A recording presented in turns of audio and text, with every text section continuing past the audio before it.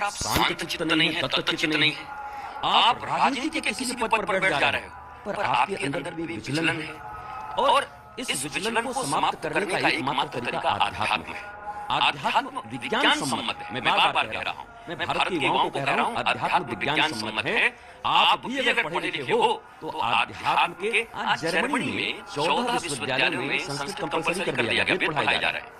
अब तो वो दिन भी नजदीक है अनुपम जी, ये लोग जर्मनी से संस्कृत पढ़ करके आएंगे। मैं जर्मन रिटर्न संस्कृत मैंने पढ़ा हुआ है, क्योंकि जब तक आप विदेशों से पढ़ करके ना आओ, यहाँ के लोग कुछ संस्कृत हमारी, हम संस्कृत के जनक, और जर्मनी कंपलसरी कर रहा है। मैं तो कहूंगा हमें भी कर देना चाहिए। और जर्मनी वर्ल्ड का नंबर 2 इकोनॉमी है, और जर्मनी टेक्नोलॉजी के मामले में सबसे सुपर है।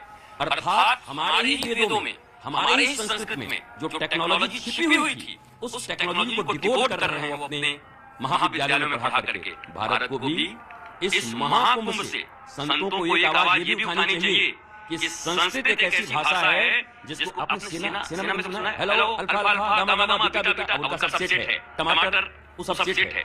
ऐसे ही सीधा सीधा संस्कृत पढ़ोगे आपको समझ में नहीं आएगा, आपको डिकोड करना पड़ेगा एक एक चीज को। जर्मनी डिकोड कर रहा है, और डिकोड करके वो इन्वेंशन का मास्टर बन रहा है। मैं युवाओं से कह रहा हूं, आप भी भारत के संस्कृत को समझो, संस्कृति को समझो, वेदों को समझो।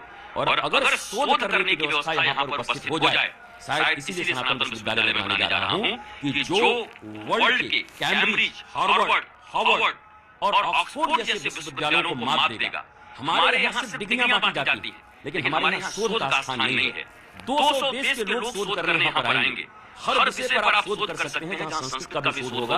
और आज जर्मनी जो डिकोड करके और नंबर 1 टेक्नोलॉजी का मास्टर बन रहा है, हम भी अपने वेदों को, संस्कृत को डिकोड करके, श्लोक को डिकोड करके हम भी नंबर 1 बन सकते हैं। इसलिए मैं ऐसा मानता हूं, इस महाकुंभ का एक बहुत बड़ा विजन ये भी होना चाहिए। ये बने, वो बने, वो बने, छोटी छोटी मांग तो है, अब बना दीजिए। सबसे बड़ा मांग होना चाहिए कि सनातन संस्कृति का जहां प्रादुर्भाव हुआ, उस देश के महान भाषा को, जो कंप्यूटर के लिए भी सबसे एलिजिबल लैंग्वेज है, उस संस्कृत को जिसने जर्मनी अपना लिया, उस संस्कृत को अपना करके हम भी टेक्नोलॉजी के क्षेत्र में बहुत आगे बढ़े, स्पेस के क्षेत्र में आगे बढ़े।